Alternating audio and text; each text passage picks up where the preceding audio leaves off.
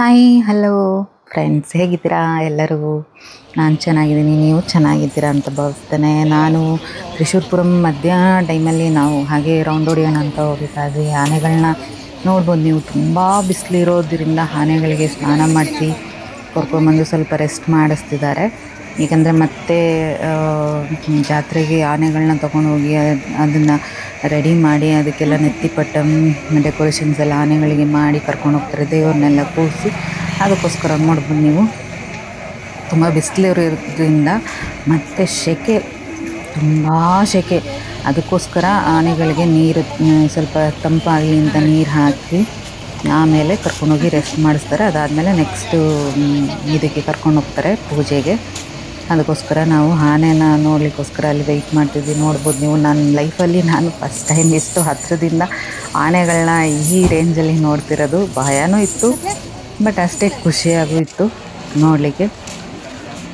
ಎಷ್ಟು ಆನೆಗಳಿದ್ವು ಅಂದರೆ ಅಷ್ಟು ಆನೆಗಳಿದ್ವು.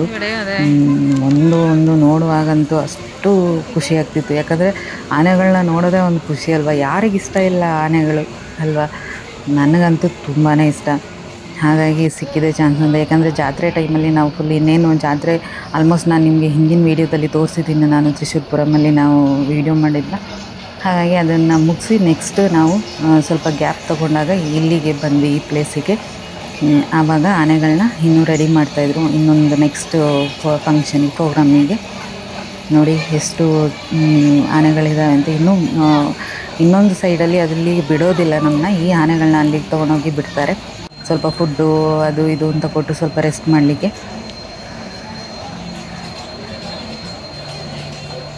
ಅಲ್ಲಿ ಹೋಗ್ಲಿಕ್ಕೆ ಆಗೋದಿಲ್ಲ, ಇಲ್ಲಿ ಮಾತ್ರ ನೋಡ್ಲಿಕ್ಕೆ ಸಿಗುತ್ತೆ ನಮಗೆ.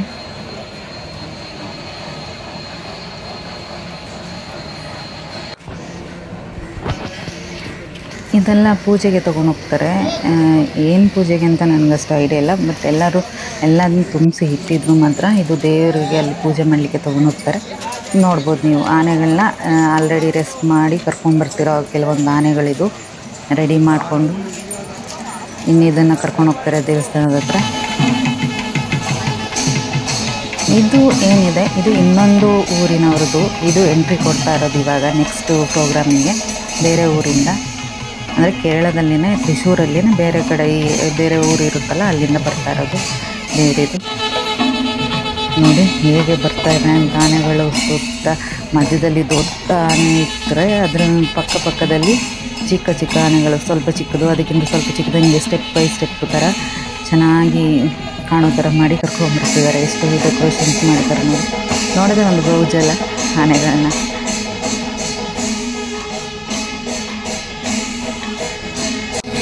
ನಾನು ಎಷ್ಟು ಹತ್ತಿರ ನಿಂತಿದ್ದೆ ಅಂದರೆ ಆನೆದು ಅಷ್ಟು ಹತ್ತಿರ ನಿಂತಿದ್ದೆ. ಅದೊಂದು ಸೊಂಡಿಲು ನನಗೆ ಕರೆಕ್ಟಾಗಿ ನನಗೆ ಸಿಕ್ತಿತ್ತು. ಅಷ್ಟು ಹತ್ತಿರದಲ್ಲಿ ನಾವು ನಿಂತಿದ್ದು ಆನೆ ನೋಡೋಕ್ಕೆ.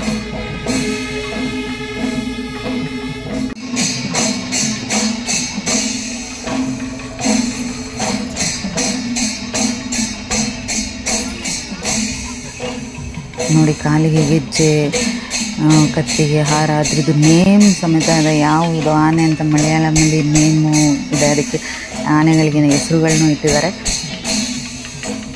ನೋಡಿದ್ರೆ ಒಂದು ಚಂದ ಅಲ್ಲ. ನೆತ್ತಿ ಪಟ್ಟಣಂ ಏನಿದೆ ಅದನ್ನು ಹಾಕುವಾಗ ಆನೆದು ಅಂದನೇ ಬೇರೆ ನೋಡುವಾಗ. ಇಲ್ಲಿಂದನೇ ಸ್ಟಾರ್ಟ್ ಆಗುತ್ತೆ ಅವರ ಈ ಹಬ್ಬದ ಕಲ್ಚರು. ಇಲ್ಲಿಂದನೇ ಡ್ಯಾನ್ಸ್ ಮಾಡ್ಕೊಂಡು ಹೋಗ್ತಾರೆ.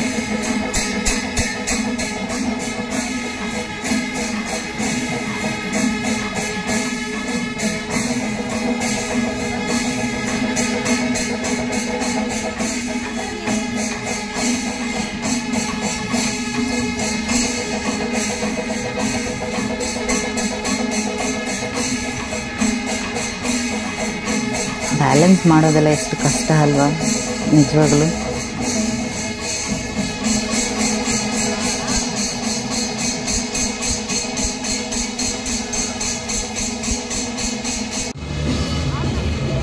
ಹಾಗೆ ತುಂಬ ಸೆಕೆ ಇರೋದ್ರಿಂದ ಎಲ್ಲರಿಗೂ ಈ ಥರ ಒಂದು ಬೀಸಣಿಗೆ ಕೊಡ್ತಾಯಿದ್ರು. ತುಂಬ ವೆರೈಟೀಸ್ ಇತ್ತು. ಇದು ಪೇಪರಿಂದ ಮಾಡಿರೋದು ಮತ್ತು ಇನ್ನೂ ಪ್ಲಾಸ್ಟಿಕ್ಕಿಂದ ಮಾಡಿರೋದೆಲ್ಲ ಬೀಸಣಿಗೆ ತುಂಬ ಶಾಪ್ಗಳಲ್ಲಿ ಕೊಡ್ತಾಯಿದ್ವಿ.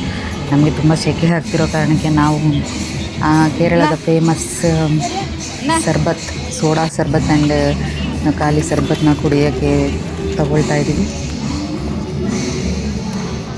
ಇದು ಕೇರಳದ ಸ್ಪೆಷಲ್ ಸೋಡಾ ಸರ್ಬತ್. ನೀವು ಹೋದರೆ ಟ್ರೈ ಮಾಡಿ, ತುಂಬ ಚೆನ್ನಾಗಿರುತ್ತೆ ಮಾತ್ರ.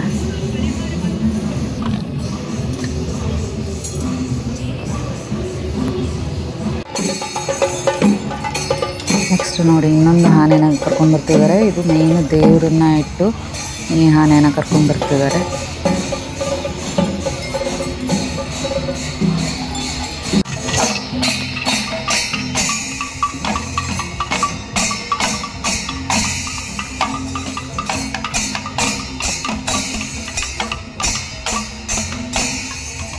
ಇದೆಲ್ಲ ನೋಡ್ಲಿಕ್ಕೆ ಸಿಗೋದು ಕೇರಳದಲ್ಲಿ ಮಾತ್ರ, ಬೇರೆಲ್ಲೂ ಸಿಗೋದಿಲ್ಲ ಮಾತ್ರ.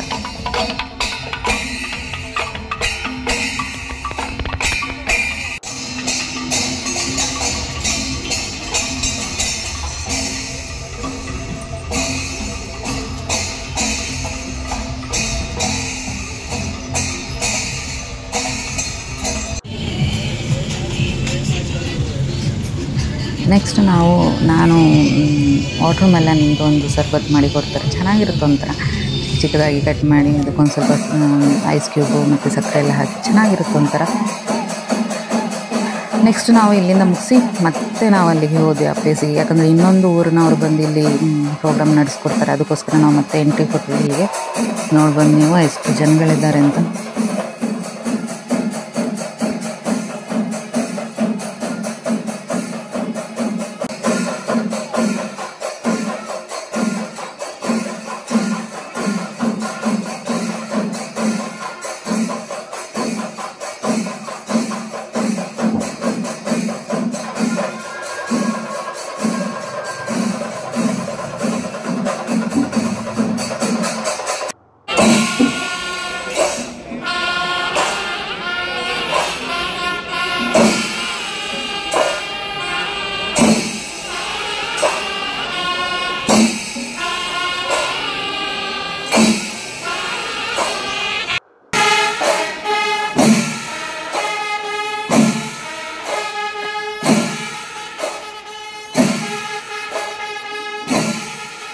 ನೋಡ್ತಾ ಇದ್ರೆ ಮತ್ತೆ ನೋಡ್ತಾನೆ ಇರಬೇಕು ಅನ್ಸುತ್ತೆ, ಅಷ್ಟು ಖುಷಿಯಾಗುತ್ತೆ ಮಾತ್ರ ಇದು ನೋಡುವಾಗ.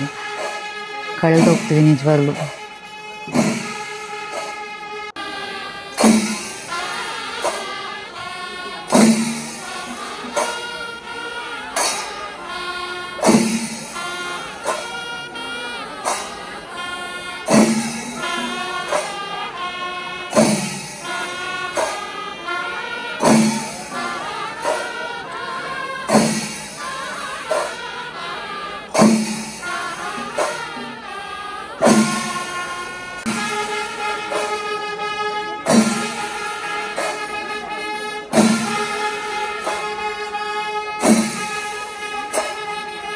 ಯಾರು ತ್ರಿಶೂರ್ಪುರಂ ನೋಡಿಲ್ಲ ಅವ್ರು ಖಂಡಿತ ಹೋಗಿ ನೋಡಿ, ಟ್ರೈ ಮಾಡಿ. ಎಷ್ಟು ಚೆನ್ನಾಗಿರುತ್ತೆ ಅಂದರೆ ಅಷ್ಟು ಖುಷಿಯಾಗುತ್ತೆ ನಿಮಗೆ ಖಂಡಿತವಾಗ್ಲೂ. ಲೈಫಲ್ಲಿ ಇದೆಲ್ಲ ಒಂದು ಎಕ್ಸ್ಪೀರಿಯನ್ಸ್ ಅಂತಲೇ ಹೇಳ್ಬೋದು, ನೈಸ್ ಎಕ್ಸ್ಪೀರಿಯನ್ಸ್ ಮಾತ್ರ. ನಾವು ಇದನ್ನೆಲ್ಲ ನೋಡಿ ನಾವು ಆಮೇಲೆ ಹೊರಡಬೇಕು ಮನೆಗೆ. ಯಾಕಂದರೆ ನೈಟು ಮತ್ತೆ ಬರಲಿಕ್ಕಿದೆ. ಯಾಕಂದರೆ ವೆಡಿಕಟ್ಟು, ಪಟಾಕಿ, ನೈಟು ಅದೊಂದು ಸಂಭ್ರಮ ಇದೆ, ಅದೊಂದು ಮಿಸ್ ಮಾಡೋ ಹಾಗೆ ಇಲ್ಲ. ತ್ರಿಶೂರ್ಪುರಮಿಂದು ಇದು ಆನೆಗಳ ಒಂದು ಹಬ್ಬರ ಒಂದು ಸೈಡ್ ಇದೆ, ನೈಟ್ ಟೈಮಲ್ಲಿ ಪಟಾಕಿಗಳ ಹಬ್ಬರ ಇನ್ನೊಂದು ಸೈಡ್ ಇದೆ.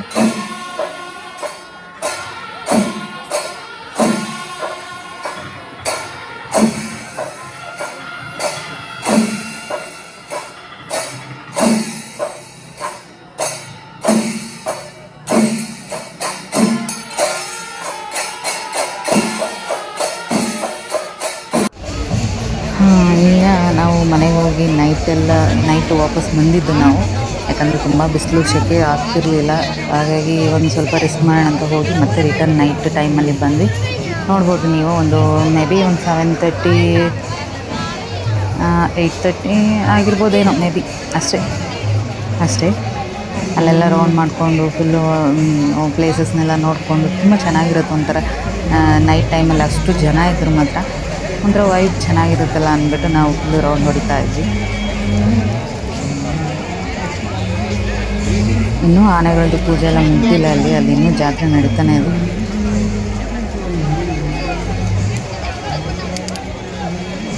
ಇವೆಲ್ಲ ನೋಡಲಿಕ್ಕೆ ಒಂಥರ ಏನು ಡಿಸೈನಾಗಿ ಮಾಡಿದ್ದಾರೆ ನೋಡಿ.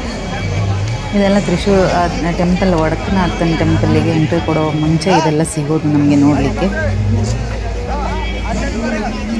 ಇದಾದಮೇಲೆ ಅಲ್ಲಿ ಟೆಂಪಲ್ ಇರೋದು ಪಕ್ಕದಲ್ಲಿ ನೋಡಿ. ನಾವು ಆಲ್ಮೋಸ್ಟ್ ಇದನ್ನು ರೋಡ್ ನೋಡ್ಕೊಂಡೆಲ್ಲ ಹಾಗೆ ನಾವು 11:30-12 ಗಂಟೆ ಹತ್ರ ಆಗಿತ್ತು. ನಾವು ಒಂದು ಸೇಫಾಗಿ ಒಂದು ಪ್ಲೇಸ್ಗೆ ನಾವು ಹೋಗಿ ನಿಂತ್ಕೊಂಡಿರೋದು, ಒಂದು ಹೋಟೆಲ್ಲು. ಅಲ್ಲಿ ಹೋಗಿ ಅವ್ರ ಹತ್ರ ರಿಕ್ವೆಸ್ಟ್ ಮಾಡ್ಕೊಂಡು ನಾವಲ್ಲಿ ನಿಂತ್ಕೊಳ್ಬೇಕಂದ್ರೆ ಪಟಾಕಿ ಚೆನ್ನಾಗಿ ಕಾಣಿಸ್ಲಿ ಅನ್ನೋ ಕಾರಣಕ್ಕೆ ನಾವು ಅಲ್ಲಿ ನಿಂತಿದ್ವಿ. ಕೆಳಗಡೆ ಎಲ್ಲ ನಿಂತರೆ ಕಾಣಿಸಲ್ಲ ಅಂತ ಹೇಳಿ, ಯಾವ ಸೈಡ್ ಹೊಡಿತಿದ್ದಾರೆ ಅಂತ ಗೊತ್ತಾಗಬೇಕಲ್ಲ, ಅದಕ್ಕೋಸ್ಕರ ನಾವು ಫಸ್ಟ್ ಫ್ಲೋರ್ ಹೋಟೆಲ್ ಇರೋದು ಅವ್ರ ಹತ್ರ ರಿಕ್ವೆಸ್ಟ್ ಮಾಡ್ಕೊಂಡು ಅವ್ರು ಬಿಡ್ತಿರ್ಲಿಲ್ಲ ಪಾಪ ಅಂತ ಹೇಳಿ ಆಮೇಲೆ ಬಿಟ್ಟರು. ಆಲ್ಮೋಸ್ಟ್ ಇವಾಗ ಟೈಮ್ ಒಂದು 12-12:30 ಮೇ ಬಿ 1 o'clock ಈ ಆಜು ಬಾಜಲ್ಲಿ ಇದೆ ಅಷ್ಟೇ. ತುಂಬ ಆ್ಯಂಬುಲೆನ್ಸ್ಗಳು ಮಾತ್ರ ಇದ್ವು. ಅಷ್ಟು ಜನ ಇದ್ದಾರೆ ಅಲ್ವಾ, ಲಕ್ಷ ಜನ ಇದ್ದಾರೆ ಮಾತ್ರ. ನೋಡ್ತಿರ್ಬೋದು ನೀವು ಎಷ್ಟು ಜನ ಇದ್ದಾರೆ ಅಂತ.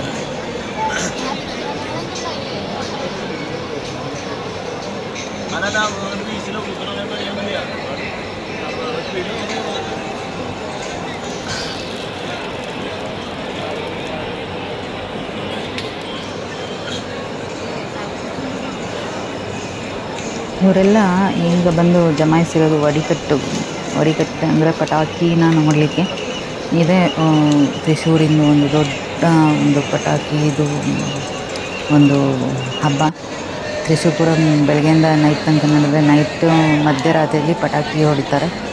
ಅದು ಸಾಮಾನ್ಯ ಪಟಾಕಿ ಅಲ್ಲ, ಅಷ್ಟು ಸೌಂಡು ಅಷ್ಟು ಇದರಲ್ಲಿರುತ್ತೆ. ಆ ಸೌಂಡಿಗೆ ನಮ್ಮ ಎದೆಲ್ಲ ಹೊಡ್ಕೊಳಂಗಾಗುತ್ತೆ. ಆಮೇಲೆ ನಾವು ನಿಂತಿರೋ ಪ್ಲೇಸೆಲ್ಲ ಶೇಕ್ ಆಗುತ್ತೆ, ಅಷ್ಟು ಸೌಂಡ್ ಇರುತ್ತೆ. ಎಷ್ಟೋ 80 kg ಇದು ಒಂದು ಎಂಥ ಬಾಂಬ್, ವೆಯ್ಟ್ ಇರೋ ಬಾಂಬೆಲ್ಲ ಸಿಡಿಸ್ತಾರೆ. ಆ ಸೌಂಡಿಗೆ ನಿಜವಾಗ್ಲೂ ಕಿವಿ ಹಾರ್ಟ್ ಎಲ್ಲ ಹೊರದು ಹೋಗಂಗಾಗುತ್ತೆ, ಅಷ್ಟು ಭಯ ಆಗುತ್ತೆ ಮಾತ್ರ. ಈಗ ಮೇ ಬಿ ಒಂದು 2 ಗಂಟೆ ಹತ್ರ ಆಗಿತ್ತು. 3 ಗಂಟೆಗೆ ಅಂತ ಹೇಳಿದರು, ಹಾಗಾಗಿ ನಾವು ವೆಯ್ಟ್ ಮಾಡ್ತಾಯಿದ್ವಿ. 11:45ಗೆ ನಾವು ಬಂದು ಆ ಪ್ಲೇಸಲ್ಲಿ ವೆಯ್ಟ್ ಮಾಡ್ತಿರೋದು. 2 ಗಂಟೆ ಆಸುಪಾಸು ಅಷ್ಟು, ಮಧ್ಯರಾತ್ರಿ. ತ್ರಿಶೂರೊಂದು 1/4% ಇವಾಗ ನೋಡಿ. ಇವತ್ತು ನಾವು ಪರಿಚಯ ಆಗಿರೋದು ಪಾಲಕ್ಕಾಡು ಜಾಸ್ತಿ ಹೊರಗಡೆಯಿಂದ. ನಾಳೆ ಫುಲ್ ತ್ರಿಶೂರು.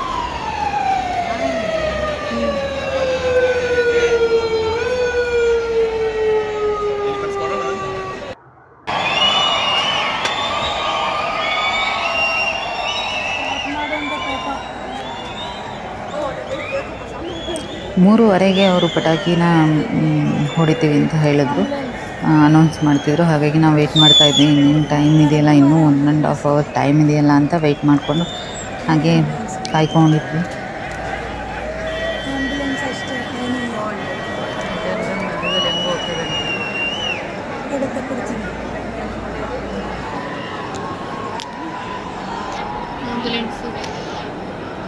ನನಗೆ ಅಲ್ಲಿ ನೆಟ್ವರ್ಕ್ ಇರಲಿಲ್ಲ, ಹಾಗಾಗಿ ಅವತ್ತವತ್ತೇ ಅಪ್ಲೋಡ್ ಮಾಡಲಿಕ್ಕೆ ಆಗಲಿಲ್ಲ. ಹಾಗಾಗಿ ಡಿಲೇ ಆಗ್ತಾ ಉಂಟು ಅಪ್ಲೋಡ್ ಮಾಡಲಿಕ್ಕೆ. ಈ ಟೈಮಲ್ಲಿ ಆನೆಗೆ ಮದ ಹೇರಿ ಫುಲ್ಲು ಗಲಾಟೆ ಸ್ಟಾರ್ಟ್ ಆಗೋಯ್ತು ಆನೆದು. ಎಷ್ಟು ಜನಕ್ಕೂ ಪೆಟ್ಟಾಗಿದೆ ಪಾಪ. ಯಾಕಂದರೆ ಆನೆಗಳು ಗೊತ್ತಲ್ಲ ಮದ ಹೇರಿದರೆ ಹೇಗಿರುತ್ತೆ ಅಂತ. ಅದನ್ನು ಕಂಟ್ರೋಲ್ ಮಾಡೋಕ್ಕೆ ಪ್ರಯತ್ನ ಪಡ್ತಿದ್ರು. ಮತ್ತೊಮ್ಮೆ ಅದಾದಮೇಲೆ ಮತ್ತೆ ಆನೆಗಳದ್ದು ಒಂದು ರೌಂಡ್ ಪೂಜೆಗಳು ನಡೀತಾ ಇದ್ವು. ಅದೆಲ್ಲ ಮುಗಿಸಿದ ಮೇಲೇ ಪಟಾಕಿ ಸ್ಟಾರ್ಟ್ ಆಗೋದು. ನೆಕ್ಸ್ಟ್ ವೀಡಿಯೋದಲ್ಲಿ ತೋರಿಸ್ತೀನಿ ನಮಗೆ ಪಟಾಕಿದು.